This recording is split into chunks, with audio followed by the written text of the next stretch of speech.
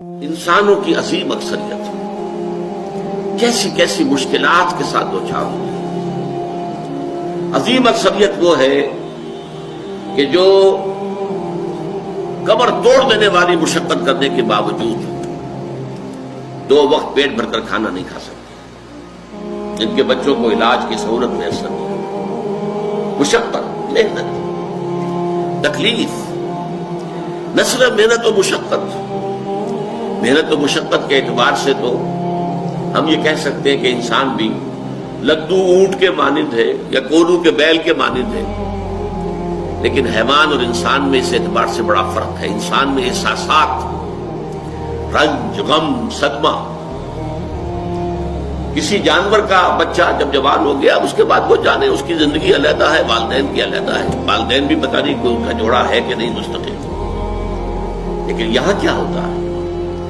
یہاں جس اولاد کو پالا پوسا، جنہیں اپنے جگر کے ٹکڑا سمجھ کر اور اپنا پیٹ کاٹ کر جن کو پالا ہے، اگر وہی بیٹا جوان ہو کر سینہ تان کر بات کرتا ہے، یا جیسا کہ آپ سنتے ہیں باپ پر ہاتھ اٹھا لیا ہے، ماں کو مار دیا ہے، قتل کر دیا ہے، جو صدمہ اس وقت انسان کو ہوتا ہے کیا کسی حیوان کو ہوتا ہے؟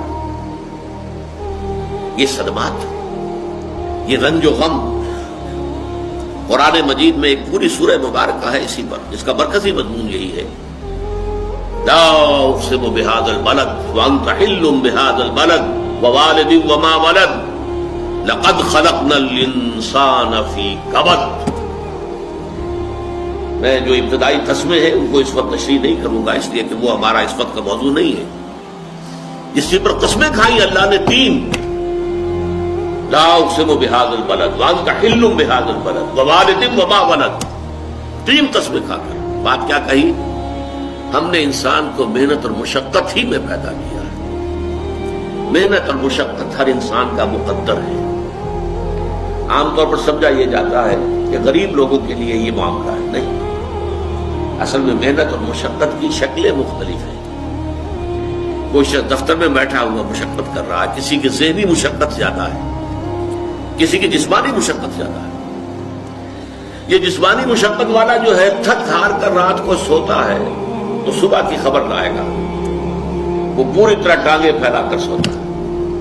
اور یہ جو ذہنی مشقت کرنے والے ہیں، لمبی لمبی کاروں میں چلنے والے اور بڑے بڑے محلوں میں رہنے والے، ایئر کنڈیشنڈ آفیسز اور بنگلوں میں رہنے والے، ان کی راتوں کی نیند حرام ہو جاتی ہے۔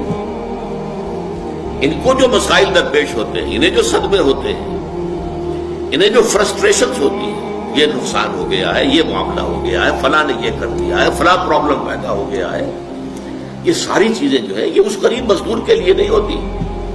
آپ کو معلوم ہے ہپنوٹکس کی ضرورت جو ہے انہی عمرا کو ہوتی ہے، سیڈیٹیوز کی ضرورت انہی کو ہوتی ہے، ٹرینکولائزرز انہی کو چاہیے، انہیں نرم گدیلوں کے اوپر نیند نہیں آتی۔ تو مشقت اور محنت ہر ایک کے لیے ہے۔ صدمہ، غالب نے بہت خوب کہا تھا، قید حیات و بند غم اصل میں دونوں ایک ہیں۔ موت سے پہلے آدمی غم سے نجات پائے کیوں؟ یہ انسان کا مقدر ہے، یہ تو ہو کر رہنے والی شے ہے۔ غم تو رہے گا، صدمہ رہے گا۔ آپ کو شاید یاد آیا ہو، ایک بڑی عظیم ہستی گزری ہے انسانی تاریخ میں، گوتم بدھ،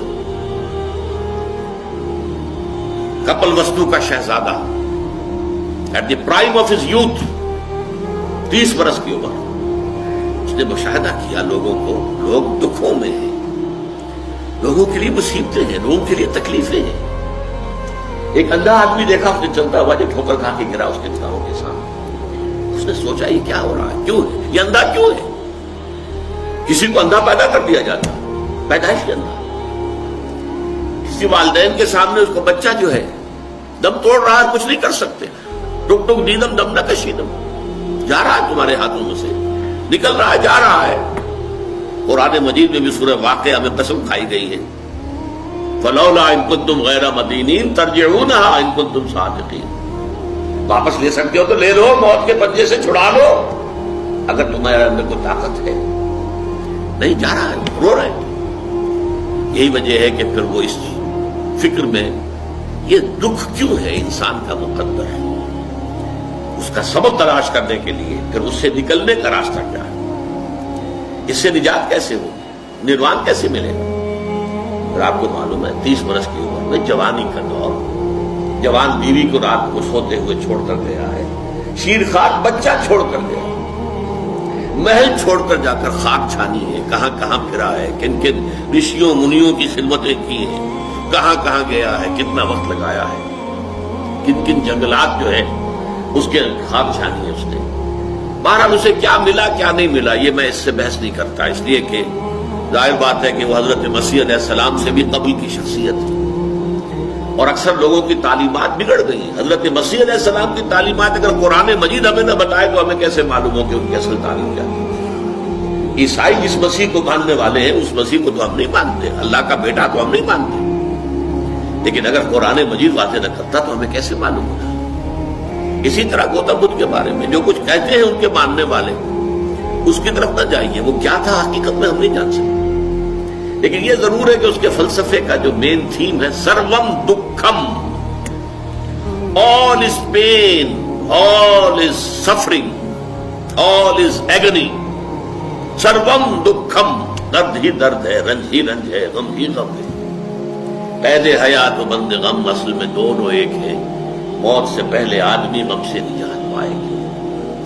لیکن اس اعتبار سے اگر آپ غور کریں گے تو چلیے انسان حیوانات کی صف میں آ گیا بس، لیکن نہیں، انسان کی ہیومن ٹریجڈی کا نقطہ عروج بالکل ایک اور ہے۔ مرنے کے بعد پھر اٹھایا جائے گا، پھر جواب طلبی ہوگی، کیا کرتے رہے زندگی بھر؟ تم نے حقیقت کو پہچاننے کی کوشش کی؟ تم نے حق پر چلنے کی کوشش کی؟ یا تم نے ظلم کیے، زیادتیاں کی، ناانصافیاں کی؟ آؤ حساب دو۔ حیوان سے یہ محاسبہ نہیں ہے، نباتات اور حیوانات اس سے بری، انسان ہے۔ اس پر بھی ایک سورت ہے قرآن مجید کی، سورۃ الانشقاق، یا ایھا الانسان انک کادح الی ربک کدحا فملاقیہ، اے انسان تیرا معاملہ یہ ہے تو مشقت پر مشقت جھیل کر، تکلیفیں پر تکلیفیں برداشت کر کے پھر ایک دن اپنے پروردگار کے حضور میں حاضر ہوگا جواب دہی کے لیے۔ ثم لتحسبن بما تعملون، حضور کی ایک خطبے میں جو الفاظ آتے ہیں، واللہ لتموتن کما تنامون، خدا کی قسم تم سب مرو گے جیسے کہ ہر روز شام کو سو جاتے ہو، رات کو سو جاتے ہو، یہ نیند بھی موت کی بہن ہے۔ ثم لتبعثن کما تستيقظون، لیکن پھر جیسے روزانہ صبح بیدار ہوتے ہو ایسے ہی ایک صبح قیامت آئے گی کہ سب اٹھا لیے جاؤ۔ ثم لتحسبن بما تعملون، پھر تمہارا محاسبہ ہوگا، that grand accountability، وہ مسئولیت عظیم، پوری زندگی کا حساب، چھوٹی سی چھوٹی باتیں۔ وَمَن يَعْمَلْ مِثْقَالَ ذَرَّةٍ خَيْرًا يَرَهُ وَمَن يَعْمَلْ مِثْقَالَ ذَرَّةٍ شَرًّا يَرَهُ، ذرے کی ہم بدن نیکی ہوگی وہ بھی سامنے پاؤ گے، اور ذرے کی ہم بدن بدی ہوگی وہ بھی سامنے پاؤ گے۔